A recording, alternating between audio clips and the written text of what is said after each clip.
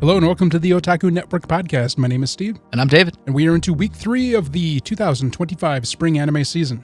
This week on Kowloon Generic Romance, kind of a lot happened. So Reiko is struggling with everything around her.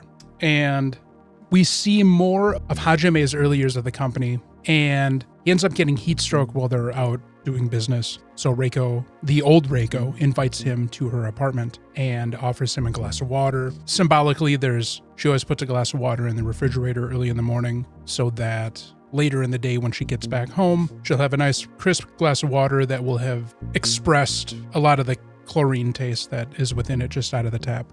Then we kind of cut back to the current times and our bad guy, Hebinuma, which I kicked myself in the ass for not realizing that his name references a snake because the Japanese word for snake is hebi. Like I didn't think about it with how they showed him with a forked tongue. Like it didn't click until like they literally just said it. I'm like, oh, that's right. Yeah, okay. His name is very obvious. You had no excuse. I had every excuse. Anyways, Hebinuma shows up with his assistant, putting Reiko off her game, making her very uncomfortable due to the previous encounter they had in the end of the last episode. And Hajime is quite aggressive towards him. Hebinuma is there because he wants to find a new space for whatever the hell he's doing. And things kind of break down and he ends up slipping Reiko the tongue. And they have to do everything to hold back Hajime from rearranging his face due to this.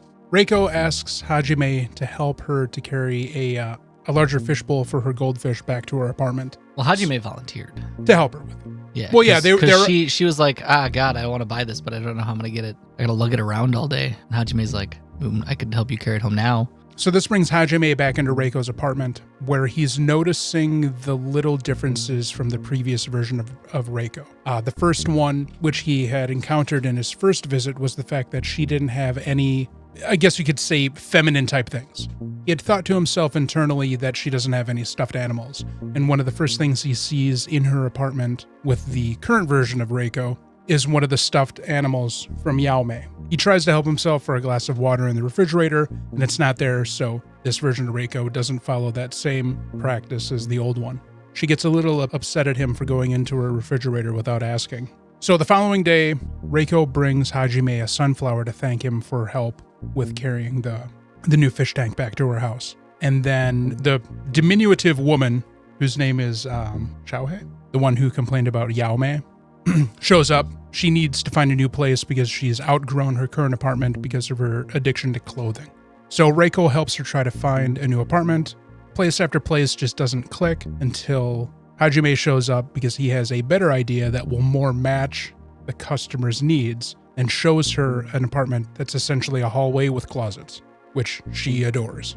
Kind of showing up Reiko in her lack of understanding the role that she's supposed to be playing.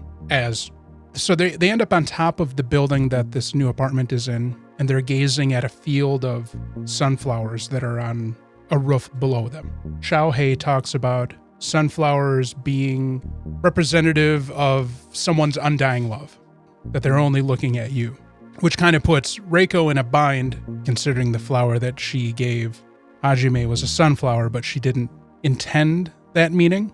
So we skip maybe to another day in the office, and she notices that he has neglected the sunflower. And without looking at her, he pretty much tells her that he hates her. And her response to this was dumping the sunflower into the garbage. Earlier in the episode, when Reiko was out doing whatever in the streets, she ended up being approached by this man with long hair wearing a mask of sorts. So we cut to later with Hebinuma, and he has bedded the masked stranger, and they're conversing. We find out that the masked stranger is the dude that was working it was the barista that disappeared.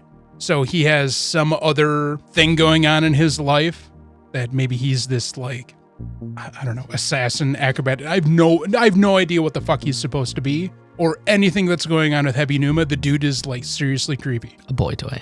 No, but this dude's like, Hebinuma seems to be a little bit. The fact that Hebi means snake now makes so much more sense with dude's tattoos now. I was like, Is that like a gang thing or?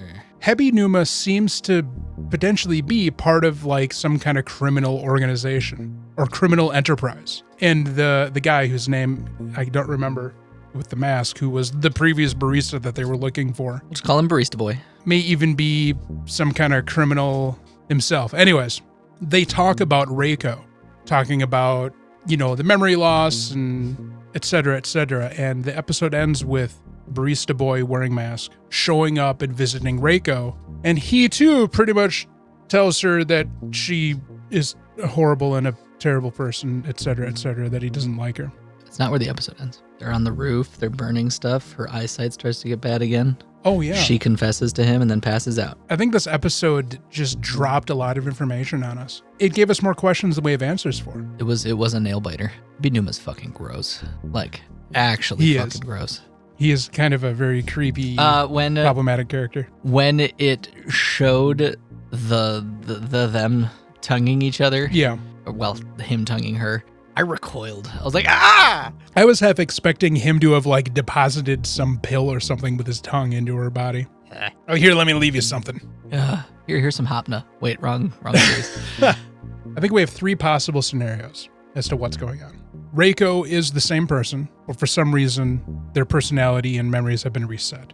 And I think Hebi Numa's involved. Hebi Numa has to be involved, especially given the well-demonstrated vitriol that Hajime has for him since episode 1.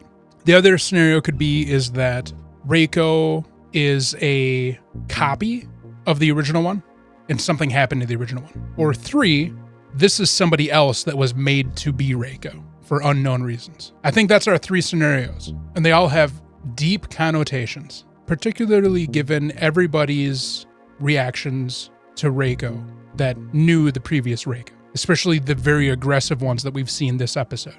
Yeah, the fuck you, bitch. Hajime was like, he was done with her. It's him he's- lashing out at his anger that's not her, but he's just directing it at her. He's probably not angry with her per se, depending upon what her reality really is. Because I think he does care, because he absolutely when does. she decided to have her little bow to the vapors at the very end of the episode, he was like, oh, Jesus Christ, and caught her, or tried to catch her. We don't know if he caught her or not. We got a POV of her losing consciousness after she confessed to him. Yeah, she's programmed.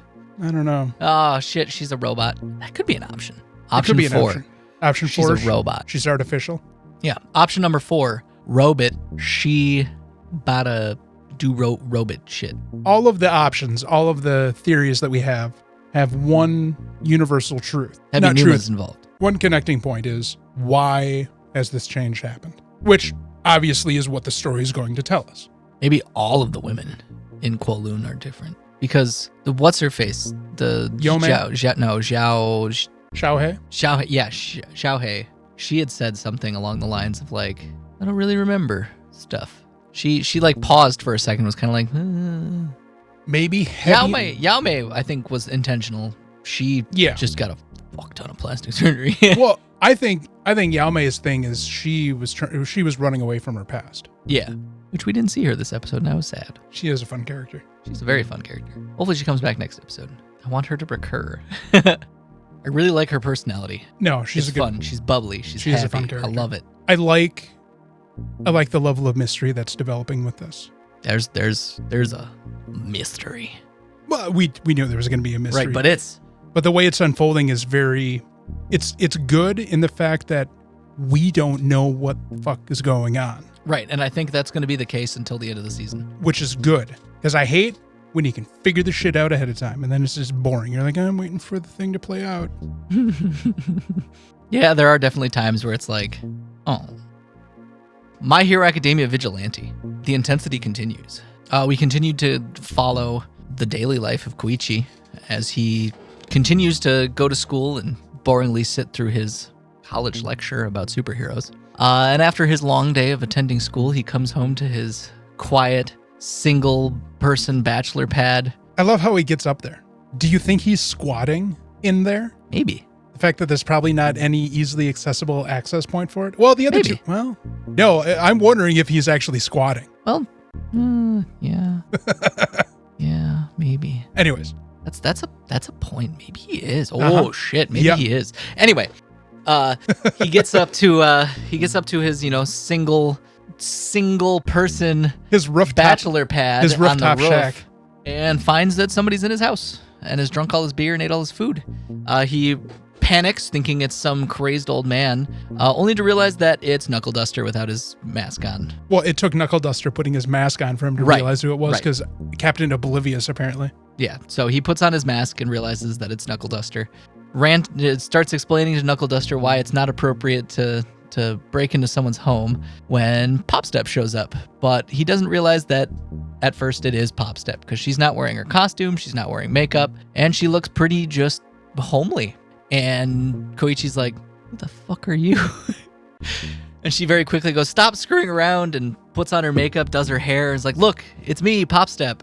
And he's found out that he's not the only squatter on this roof. He's got 2 now technically roommates. Apparently, his shack has become the base of operations. Yeah, he very quickly has lost control of his house. Wondering how these 2 have gotten into his house previously when he's not paying attention. Well, Knuckle Duster, just broke the window. Yeah, that's fair. And Pop Step, probably not passing up a opportunity, just probably jumped on the fact that he broke the window and perhaps just followed in. Koichi, concerned but talking about how they need to work that night as their vigilante alter egos, explains that he needs to go to work. And he gets to be bored as fuck at work while Pop Step has a concert where the two middle schoolers are, which those guys look so old to be middle schoolers.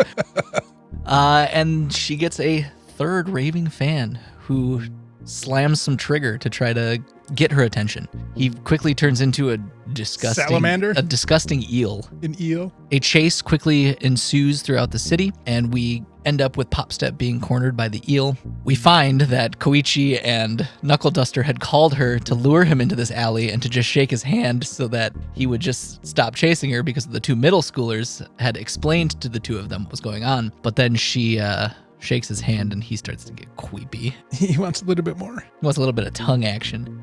They dump some udon flour on him. I love that. they dump udon flour on him to dry him out. Oh. And they very quickly, Knuckle Duster very quickly beats the shit out of him. Leave him butt-ass naked on the floor.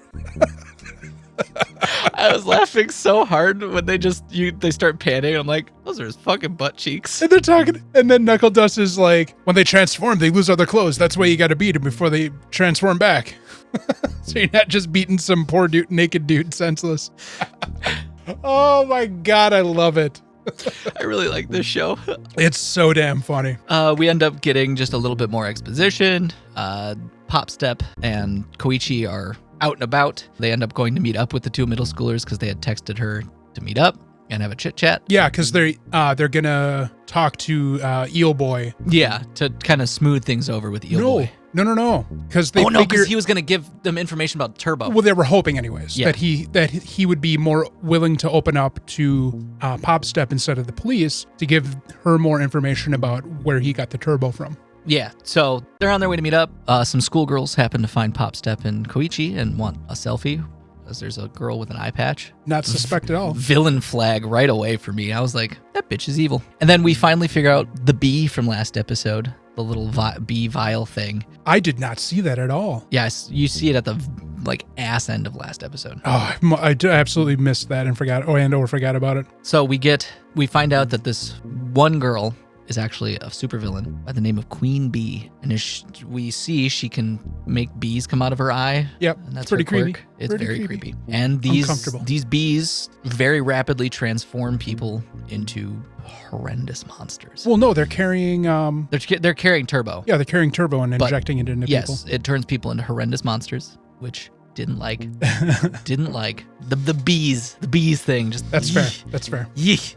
And we get a money shot of literally all of the important superheroes from My Hero Academia show Yeah. up. Like literally all of the important heroes that are the kind of mentor figures of the students at the academy in the main series show up and just wallop like handle it pretty quickly. Just super quickly. I mean, There was a metric ton. yeah, there was of like heroes. 9. There was like 9 to 10 professional heroes that showed up, and they fucked them up. And yeah, that's pretty much where the episode leaves off. Well, Knuckle Duster. Oh, and the villain Queen Bee finds the eel boy and convinces him with free candy, i.e., pictures of Pop Step, to follow her into her lair. And Knuckle Duster's disappeared. Knuckle Duster knows that something's going on, so he's trying to get to the bottom of things. Yeah. I like that he like crushed one of those bees and then blood blood. perhaps started pouring Yeah. out of the eye socket. Yeah, that was a nice touch. That was a nice touch. But yeah. Knuckle Duster is the only one that's like, some shit's going down. We need to figure this out. Yep. So lead into the next episode. Yep, we got our preview to next episode, Yep. where it looks like Koichi is going to be teaming up with Ingenium, the turbo hero. Hopefully Ingenium will teach Koichi how to move a little faster. Speed it up. Which Ingenium is the brother of one of the characters in My Hero Academia. Aha. Ida, who also has the same quirk as his brother. Interesting. I like this show. This was so fun. Very awesome. I'm hoping we're going to be getting not only the continued story of Koichi and the Vigilantes, but also some interesting background for characters that are like important to To the main My series. Hero Sure. without them being the primary focus, if Yeah. that makes sense. Yeah. Because like I'm excited to learn more about Ingenium because his character is kind of the focal point of a little bit of an arc of My Hero, but it doesn't focus on him. It focuses on his brother Ida. And I'm excited to meet the character Ingenium. But this episode was also really good too. It was really good. Middle schoolers are fucking hilarious. I like the way that the story keeps progressing. Yeah. Everything that's happened so far has not been pointless. Mhm. It's just been an accumulation of dialogue points. What I also like too is that every bit of information you see in the episode is important either later in the episode or in the next episode. Yeah. Everything has been like if you blink, you'll miss this. So Vigilantes is a really fun story. I'm never going to watch the original MHA. It's never going to happen.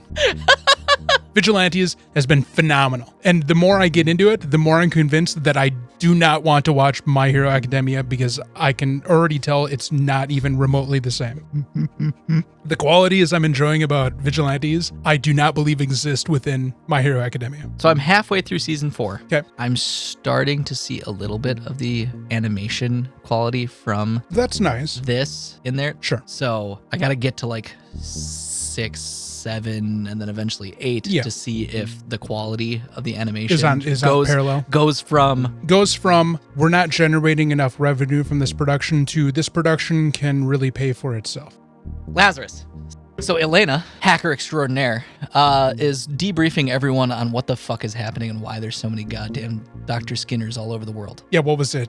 Just a little over... It's just over a little over 1,000. Yeah. And it's an extremely, as she puts it, an extremely impressive hack that is allowing this to show up all over the world simultaneously. And she basically explains that there are 3 people in the world that could possibly do this. 2 people that she just names like their usernames. And then she says one last username, which is herself. And she's like, I'm obviously not doing it. So there's 2 other people that could potentially be doing it. And she narrows it down to, what the username was. That's really just set up for episode 4, though. Yeah. And she basically narrows it down to this one other person and uses Axel and Leland as bait for a cyber trap that she sets up. They do this by first going out and finding some information about where Dr. Skinner could potentially be. And to do this, Hirsch sends Axel and Doug to go find one of Doug's old acquaintances at a hospital because Doug apparently used to be a staff scientist at a hospital. And so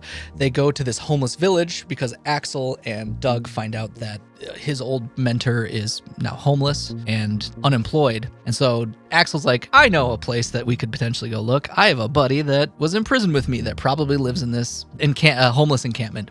They go, they're looking for this guy named Jerry? Jerry, yes. Jerry and Doug's mentor. They end up finding not a guy named Jerry, but a lady named Jill.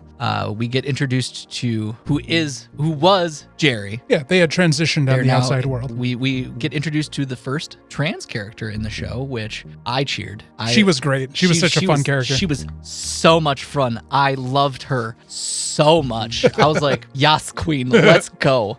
So we get introduced to Jill, who is Axel's friend, and they do end up finding Doug's mentor. Also, there was a guy that looked like fucking Dr. Skinner. Yeah, there was. They're like, he's blind. And I'm like, that's Skinner.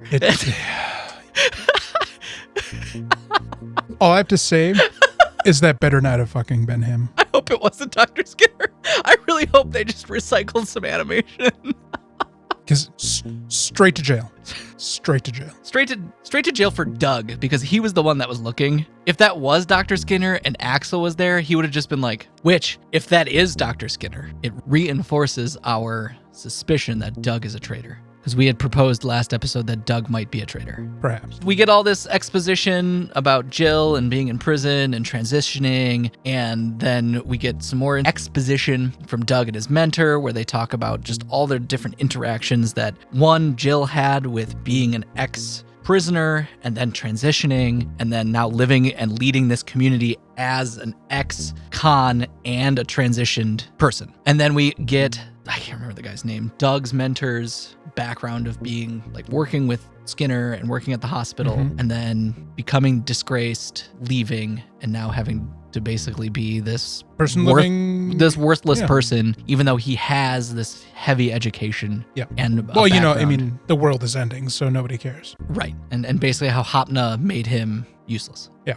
Adjacent to this, we have Chris and Leland going undercover as cleaners to try to get into Dr. Skinner's actual home. And they pull we're cleaners. And the cops are like, you can't come in. And Chris is like, all right, fine, we'll just bill you. And he starts like doing all the calculator shit to figure out like, all right, you guys are going to owe us. And they're like, fine. Just go in. Don't fucking touch anything. And Chris and Leland make it in. They do some cleaning. They do some cleaning. They investigate Dr. Skinner's home, and all they really find is a pill. Which Chris pockets. Which Chris does pocket. And then we also get back at the encampment, we learn about Dr. Skinner's love of his grandmother's baklava. So this then hustles Leland and Axel on a trip to Turkey, in which Leland decides to wear the most ridiculous outfit imaginable, but he is high school age, so he probably doesn't know better. Yeah, he's not wise to the ways of the world. And so they end up in Istanbul, right? Yeah, it was Istanbul. They first go to Istanbul. They meet up with some thugs who try to shake them down. They get taught that, strangers aren't welcome in this hood. Yes. And then Leland makes a comment that they were just here to try some of Belinda, Skinner's grandmother. They wanted to try her baklava. And they're like, wait, you're just here to meet Miss Belinda? It essentially becomes the Lost Boys. Yeah, and they carry them off to Belinda's home on the outskirts of Istanbul. It looked like something out of a Ghibli film. It did. It was very quaint, very cute. I really liked it. I liked the design of Belinda's home. Yeah. I also liked Belinda's design too. She's very like old Turkish. Yeah. Weirdly out of place because it's 2052 and she was dressed definitely like it was the 1800s, like late 18 early 1900s Turkish. She looked like she could have almost been Romani. She looked like she belonged in the Ottoman Empire. And she's not really his genetic grandmother. Right. She ended up adopting him because both of his parents passed away in a horrific accident. And she raised him even though she's not related to him. But he cares about her a lot. Yeah. And she shows them his last correspondence where he talks about... She also gives them all the baklava they can eat. Yeah, she gives them a fuck ton of baklava. Which they immediately destroy. It looks delicious. I wanted baklava so bad watching this episode. I was like, I want some. Also, the little like... Teacups? Teacups? Yeah. I loved those. Those were really nice. The aesthetic of her house and everything relating to her was fantastic. Yes. I loved Istanbul. I loved her house. Everything about that portion of the episode was like executed perfectly. Like seeing a futuristic Istanbul, hearing the like call to prayer in the background was really cool. I loved the attention to detail. It's in the entirety of that portion of the episode. It did the Indiana Jones thing. Yes. All we needed was the airplane flying across the map. Yeah. No. Well, we did. We had like the hyper rail. Also, the fucking cop showed up again. I missed the He was in the cop. hospital when Axel Was he? Oh, when damn Axel's leaning up against the wall, he sneezes in front of him. Oh, I missed it. Yeah, the cop showed up again. He walked past Axel while Axel was doing the head Tip down. your head down to hide your identity. Yeah, and the cop sneezed in front of him and then kept walking. And he's like, Oh, I missed that. all right, Damn gotta it. keep All right, going. so we're 3 for 3 with the cop. We are 3 for 3 with the cop. All right. I'm surprised you missed that. It was I like did. blatantly there. Look, I'm not going to lie. I'm kind of somewhat checked out for these episodes. That's sad. I really like this show. Belinda then puts them in a room. She's like, feel free to Go through his things. go through his things, check everything out. Axel and Leland, they have a conversation. Axel kind of connects the dots and is like, I'm going to find a camera. Instantly finds the camera that Skinner's using to watch over Or his... someone. We or don't Summer. know. We're suspecting. Someone. We're suspecting Skinner is observing. Yeah, to keep an eye on his grandma. And this causes whoever is doing this hack to spring Elena's trap. And that's kind of where the episode leaves off. The trap has been sprung, and now I think we're going to get some cyber warfare. Yeah, it's going to be Elena's turn to shine, I'm sure, in the next episode. The episode was less meandering than the first one. Episode 2 didn't really do a lot, I felt. This one did more to progress the story. That's fair. And its world building. Yeah, the chase scene in Istanbul was enjoyable. I loved the part where Axel is playing one-on-one basketball. Yep. Next episode is Hacker Extraordinary, I guess, perhaps. We'll see. Kowloon Generic Romance, I can't say it progressively gets better. It's maintained its quality in the 3 episodes so far. Like, the story is engaging, the characters are interesting, the world building is still very sparse. It's aggressively consistent. Yeah. In a good way. I'm interested to see if the town itself is going to develop as a character, as opposed to just the humans within it and this drama that we're seeing unfold. I kind of hope it does, but maybe it already has to an extent that I haven't picked up on. I think that's my only critique on the series so far is I'd like to see the city itself become a character within it. Yeah. My Hero Academia, Vigilantes, Beautiful. continues to be so entertaining. It's a lot of fun. It's beautifully animated. It is. Yeah, it is. It's great. It's fun. The characters are great. Character designs are fantastic. It even makes you re-love the characters that have already existed. Okay. I really liked the short amount of time that Eraserhead showed up. Mm-hmm. Seeing all of the old characters from the original show up at the end of this episode. At the end. You're like kid in a candy store, like, whoa, superheroes! At least that's how I felt. I was like, yeah. Well, and me, I have no history with them, so it's like, okay, cool. The good guys are showing up to kick ass. Yeah, but seeing them in this like new style of animation, you're just like, yeah. And Lazarus, better episode than the first 2. I think the direction is starting to smooth itself out, I feel, with the kind of story it wants to tell. I don't know if I'm enthused about the kind of story it's wanting to tell, but I knew that getting into it, that it was just going to be this cat and mouse game kind of thing going on. So we'll see. I want it to be more than just linear. I want there to be depth and twists to it. I saw that there was an interview with Watanabe. Okay. Where he was talking about how it's really hard for him to try to write anything that could be as good or successful as Cowboy Bebop. He thinks that his best work was Cowboy Bebop. Sure. And that he's like, I don't know if I could ever top it.